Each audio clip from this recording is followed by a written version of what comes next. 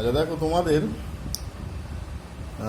ওই যে হচ্ছিল 218 পাতা, 218 পাতা তার যে কোষে দেখি হচ্ছিল, কোষে দেখি 15.2 তার 4-এর দাগ পর্যন্ত হয়েছিল।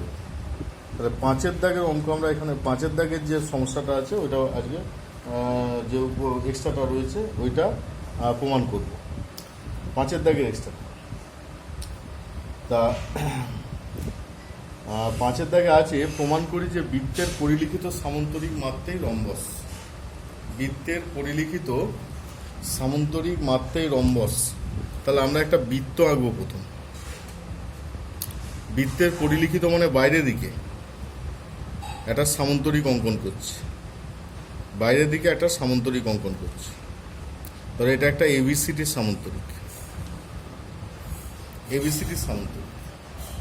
তাহলে বৃত্তের কেন্দ্র ও থেকে আমরা এই বাহুগুলোর ওপর, ধরো এটা একটা বিন্দু, এটা একটা বিন্দু, এটা একটা বিন্দু, এটা একটা বিন্দু, 4টে বিন্দু ই এফ জি এইচ। তাহলে এই 4টে বিন্দুকে আমরা যোগ করব এবং প্রত্যেকটা হচ্ছে ব্যাসার্ধ। কেন্দ্র থেকে 4টে বিন্দু যখন যোগ করছি প্রত্যেকটা হচ্ছে ব্যাসার্ধ। তাহলে এখানে লিখবো যে এবিসিডি একটি পরিলিখিত সামান্তরিক, সামান্তরিক যার এবি সমান ডিসি এবং এবি সমান্তরাল, সমান্তরাল ডিসি, এবং আবার বিসি সমান ডিসি, এই বিসি সমান এডি এবং বিসি সমান্তরাল এডি। ঠিক আছে। যেহেতু এবি বিসি সিডি এডি সরলরেখাগুলি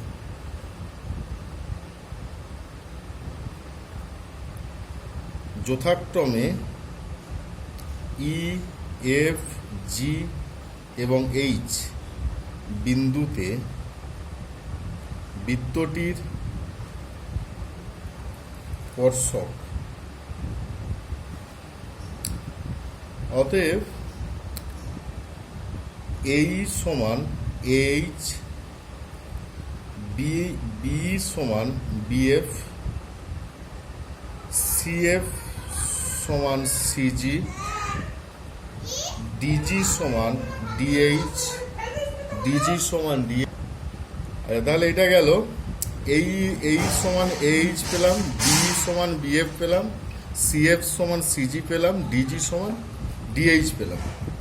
এবার দেখ এই এর সাথে ডিজিকে ডিএইচ, এই এর সাথে ডিএইচ যদি নিই মানে অ্যাকচুয়ালি যোগ করলে তাহলে একবারে আমরা লিখে দিচ্ছি অতএব এবি সমান বিসি সমান সিডি সমান এডি।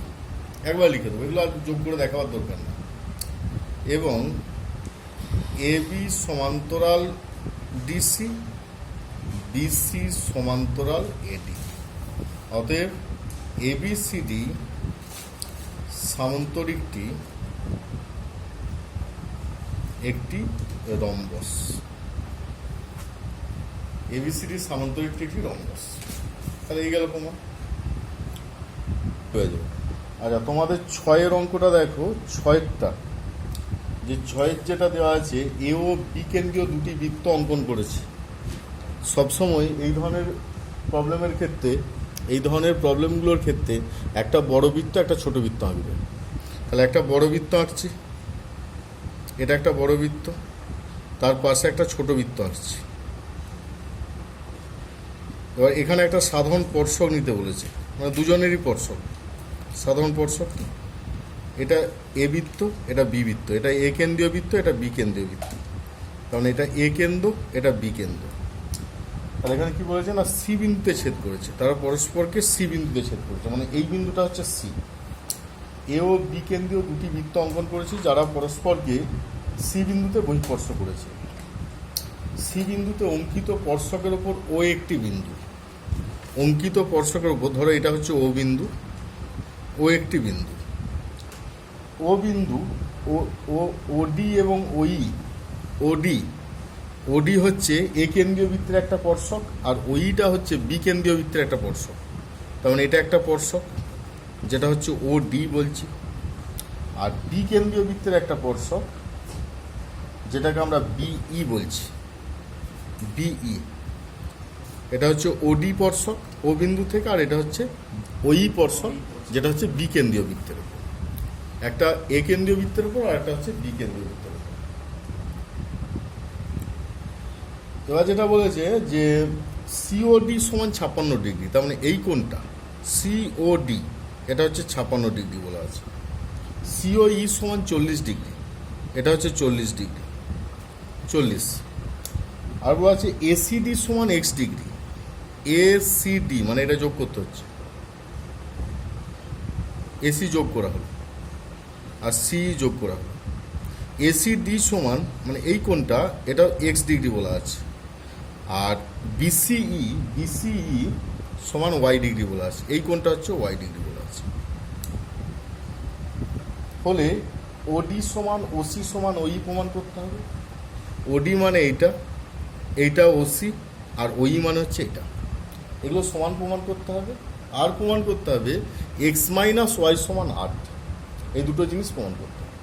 তাহলে আমরা এমনিতে এই যে ত্রিভুজ পাচ্ছি, সিওডি ত্রিভুজ আর সিওই ত্রিভুজ, দুটোই হচ্ছে সমদ্বিবাহু ত্রিভুজ, দুটো ত্রিভুজই সমদ্বিবাহু ত্রিভুজ। তাহলে এখানে যেগুলো যা দেওয়া আছে লিখি আগে।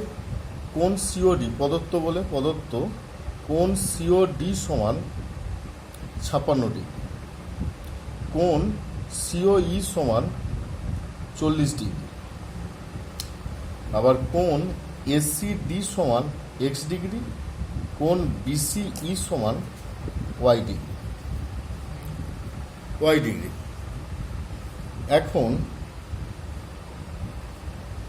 কোণ এই ত্রিভুজ সিওডি ও ত্রিভুজ সিওই উভয়েই সমদ্বিবাহু ত্রিভুজ, দুটোই সমদ্বিবাহু ত্রিভুজ, দুটো ত্রিভুজই সমদ্বিবাহু ত্রিভুজ। তাহলে অপর কোণ দুটো মানে ওসিডি সমান পাবো। অতএব কোণ ওসিডি সমান 180 মাইনাস 56/2, কারণ কি এই ত্রিভুজটা যেহেতু সমদ্বিবাহু ত্রিভুজ, তাহলে 180 থেকে 56 বিয়োগ করে 2 দিয়ে ভাগ করো, তার মানে 124 ডিগ্রি বাই 2 সমান 62 ডিগ্রি। আবার কোণ ওসিই সমান 180 মাইনাস 40/2 সমান 140/2 ইকুয়াল টু কি 70 ডিগ্রি। আবার কোণ এসিও সমান 90 ডিগ্রি এবং কোণ বিসিও সমান 90 ডিগ্রি, কারণ ওসি সাধারণ স্পর্শক, তাই তো, সাধারণ স্পর্শক। অতএব কোণ এসিডি সমান এক্স ডিগ্রি সমান 90 ডিগ্রি মাইনাস 62 ডিগ্রি 28 ডিগ্রি, কোণ বিসিই সমান ওয়াই ডিগ্রি সমান 90 ডিগ্রি মাইনাস 70 ডিগ্রি সমান 20 ডিগ্রি। অতএব X degree minus Y degree সমান 28 ডিগ্রি মাইনাস 20 ডিগ্রি, তাহলে এক্স মাইনাস ওয়াই সমান 8। তাহলে এটা একটা প্রমাণ গেল, এটা একটা প্রমাণ হয়ে গেল, ঠিক আছে। আবার যেহেতু ওসি ও ওডি উভয়েই সাধারণ স্পর্শক, উভয়েই একেন্দ্রীয় বৃত্তের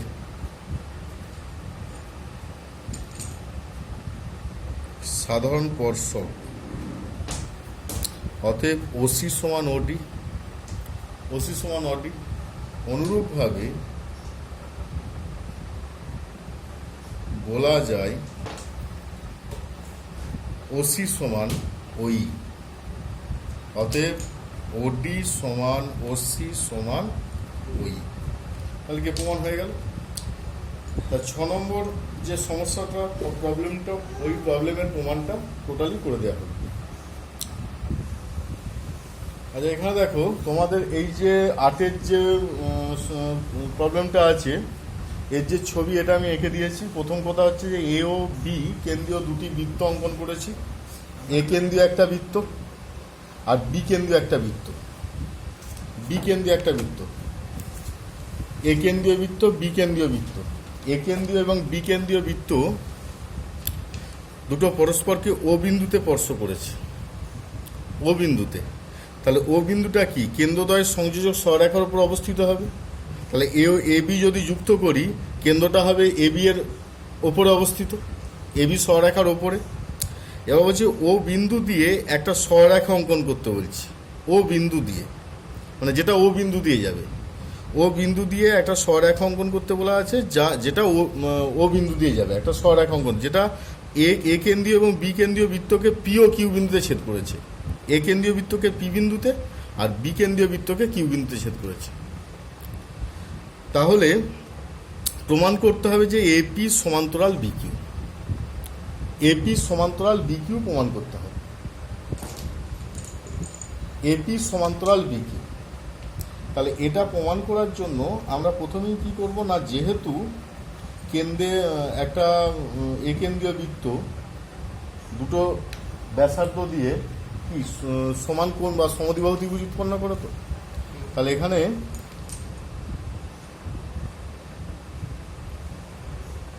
প্রমাণ করতে হবে এপি সমান্তরাল বি কিউ। তার জন্য কি করতে হবে না, এই কোণটার সাথে এই কোণটাকে সমান দেখাতে হবে। সমান দেখালেই বলতে পারবো যে এপি সমান্তরাল বি কিউ। তাহলে আমরা এমনিতে জানি যে যে দুটো ত্রিভুজ উৎপন্ন হচ্ছে, এ ও বি কেন্দ্রীয় বৃত্তের